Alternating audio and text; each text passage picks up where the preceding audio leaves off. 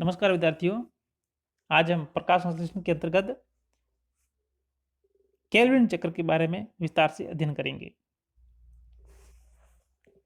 विद्यार्थियों, पहले हम प्रकाश संश्लेषण के अंतर्गत इससे पूर्व के वीडियो में प्रकाशिक अभिक्रिया के बारे में अध्ययन कर चुके हैं, जिसके अंतर्गत स्वंगीकरण शक्ति एटीपी और एनएडीपीएच के निर्माण के बारे में हम पढ़ चुके हैं।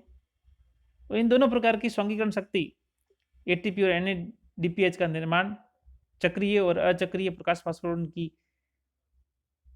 क्रियाविधि के दौरान संपन्न होता है।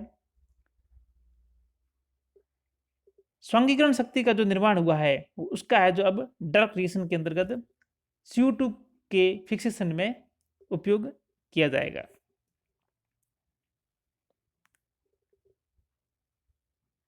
डार्क रिएक्शन अर्थात अप्रकाशिक अभिक्रिया के अंतर्गत हम केल्विन चक्र, एच तथा स्लैक चक्र और कैम चक्र, इन तीनों प्रकार के चक्रों का अध्ययन करेंगे, जो अलग अलग स्थिति में हमें अलग अलग प्रकार के पौधों में देखने को मिलता है। सबसे पहले केल्विन चक्र।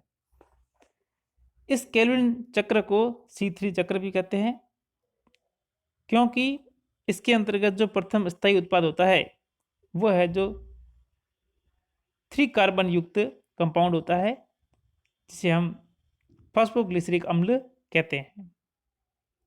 केल्विन चक्र के अंतर्गत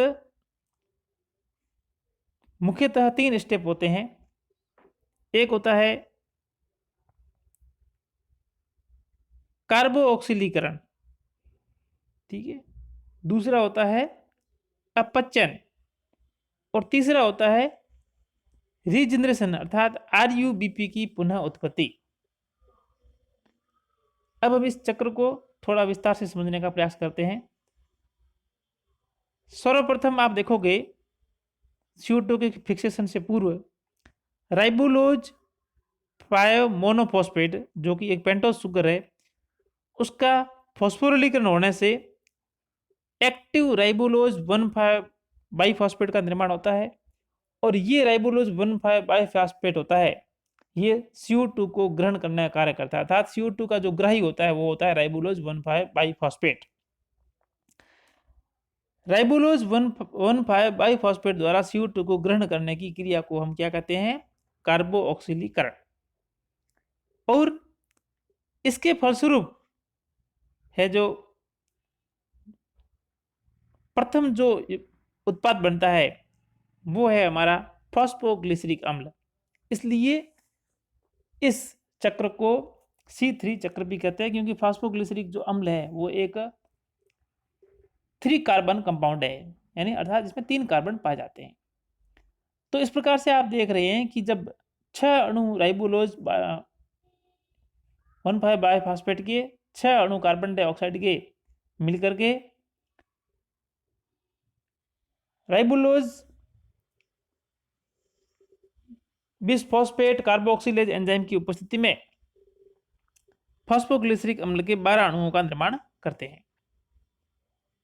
इसके पश्चात फॉस्फोरिलीकरण की अभिक्रिया के दौरान इस फॉस्फोग्लिसरिक अम्ल से 1,3 डाइफॉस्फोग्लिसरिक के 12 अणुओं का निर्माण होता है। तत्पश्चात अपचयन अभिक्रिया के दौरान NADPH,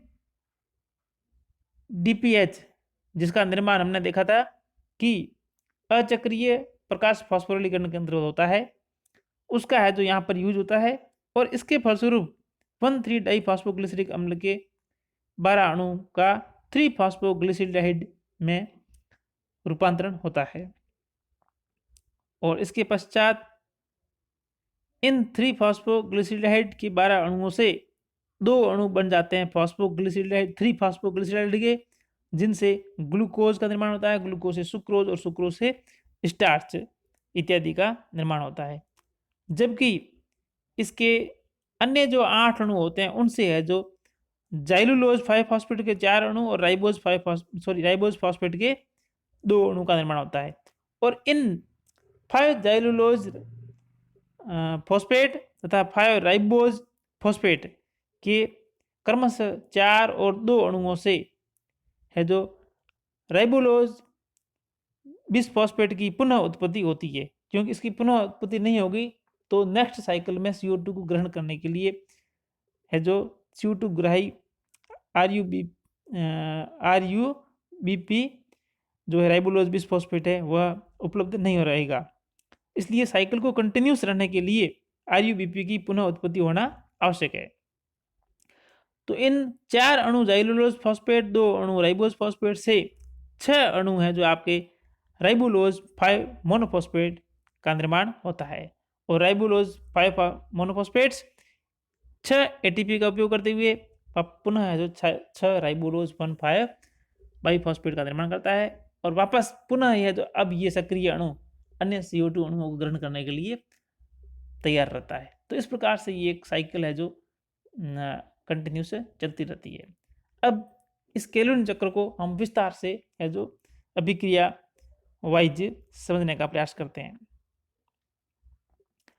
सबसे पहले क्या होता है कि राइबोलोज मोनोफॉस्फेट का फॉस्फोरिलीकरण होता है, अर्थात जो CO2 का ग्रहण करने वाला मॉलिक्यूल है वो तो है राइबोलोज 1,5 बाइफॉस्फेट। तो उसका निर्माण कैसे होगा? उसका निर्माण होगा 6 राइबोलोज 5 फॉस्फेट का फॉस्फोरिलीकरण, अर्थात उसके साथ उसकी है जो साथ में और फॉस्फेट जुड़ने से, और ये अभिक्रिया होती है फॉस्फोपेंटोकाइनेज एंजाइम की उपस्थिति में। और 6 अणु राइबोलोज 5 फॉस्फेट होते हैं तो 6 अणु ATP की जरूरत पड़ती है। और ये है जो ATP यहाँ पर स्वांगीकरण शक्ति है जो अपन पहले पढ़ चुके हैं कि सर प्रकाशिक अभिक्रिया के अंतर्गत चक्रीय और अचक्रीय प्रकाश फॉस्फोरिलीकरण के अंतर्गत ATP का निर्माण होता है। तो इसके फॉस्फोरिलीकरण के फलस्वरूप हमें जो 6 अणु है राइबोलोज 1,5 बाइफॉस्फेट के प्राप्त होते हैं। नेक्स्ट हम देखते हैं कि जब ये राइबोलोज 1,5 बाइफॉस्फेट का निर्माण हो गया, अर्थात ये राइबोलोज 5 फॉस्फेट अब एक्टिव हो गया है, तो राइबोलोज 1,5 बाइफॉस्फेट का अब क्या होगा? कार्बोक्सिलीकरण। कार्बोक्सिलीकरण का मतलब है अब ये है जो CO2 को ग्रहण करेगा। तो 6 अणु जो राइबोलोज 1,5 बाइफॉस्फेट के है और 6 अणु कार्बन डाइऑक्साइड को ग्रहण करेंगे और इस अभिक्रिया में 6 अणु जल के विपरीत होते हैं।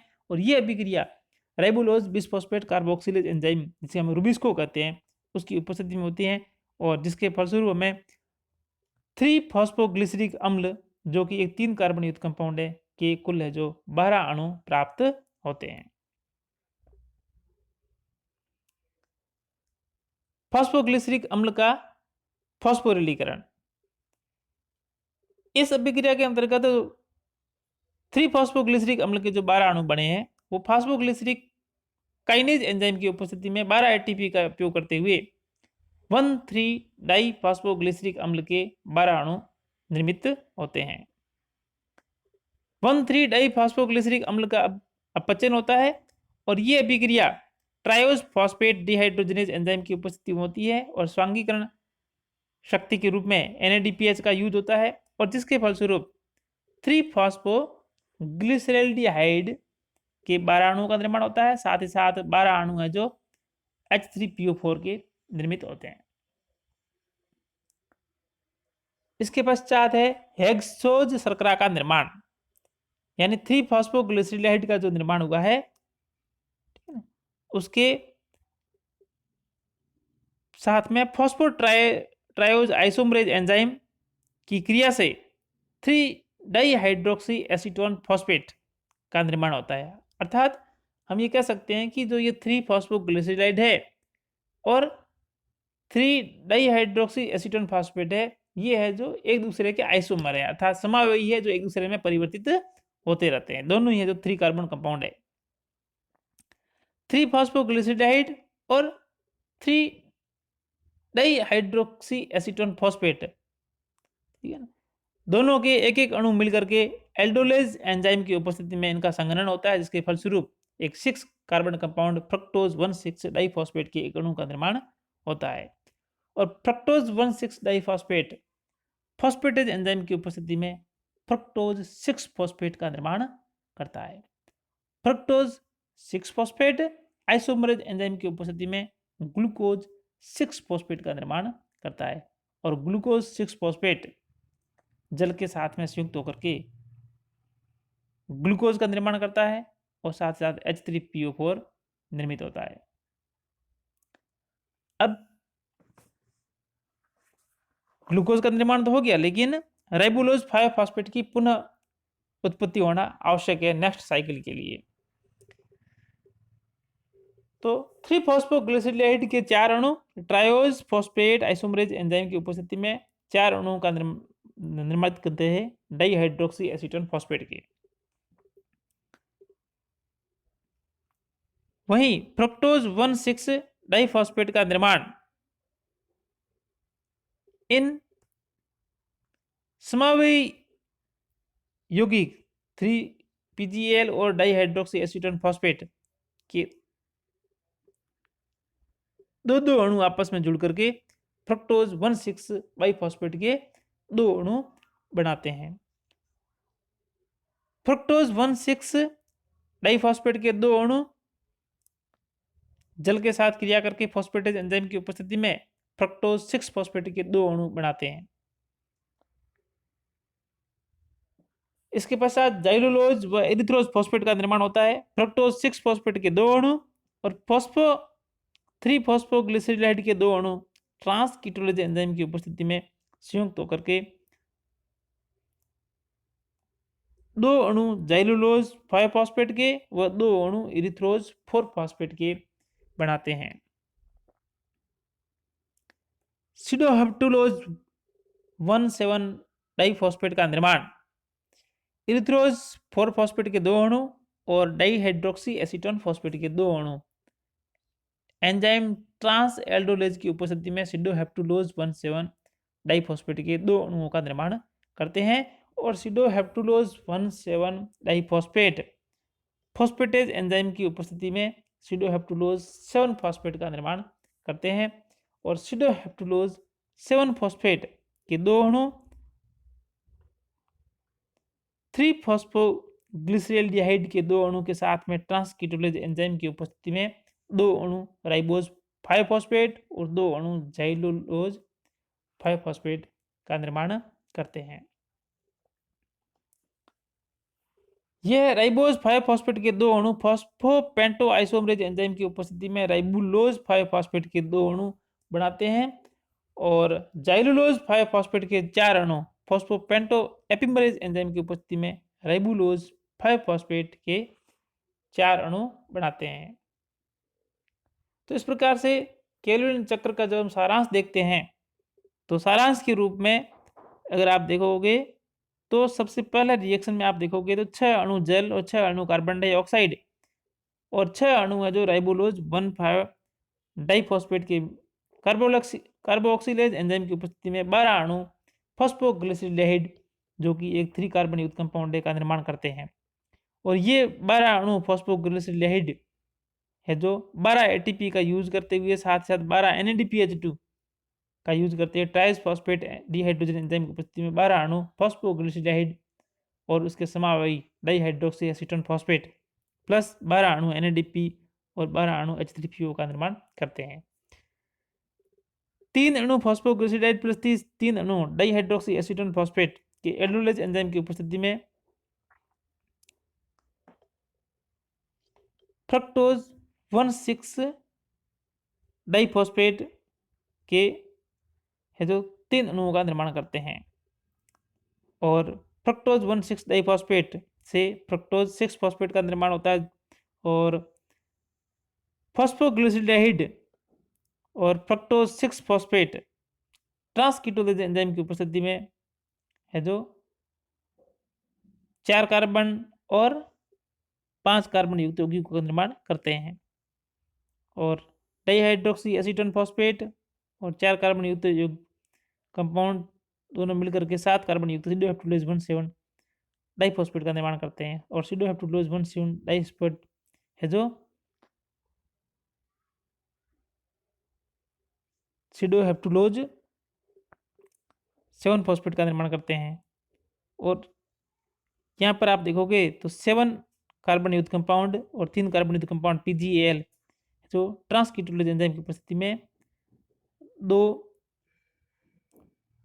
5 कार्बन युक्त कंपाउंड का निर्माण करते हैं। और अंतिम रिएक्शन में देखोगे तो 5 कार्बन युक्त कंपाउंड 6 ATP की उपस्थिति में 6 राइबुलोज 1,5 डाइफॉस्फेट का निर्माण करते हैं। अर्थात जो हमने पहले स्टेप बाय स्टेप पढ़े हैं उन्हीं रिएक्शन को यहाँ पर है जो समेकित करके आपको एक साथ में दिखाया गया है। तो सारांश के रूप में हम देख सकते हैं कि 6 अणु कार्बन डाइऑक्साइड के और साथ-साथ 18 अणु एटीपी के और 12 अणु NADPH के यूज़ होकर के एक अणु ग्लूकोज़ का निर्माण करते हैं। इस विक्रिया में 18 अणु एडीपी बनते हैं और 18 अणु अकार्बनिक फॉस्फेट के प्राप्त होते हैं, साथ-साथ 12 अणु NADP के प्राप्त होते हैं। धन्यवाद।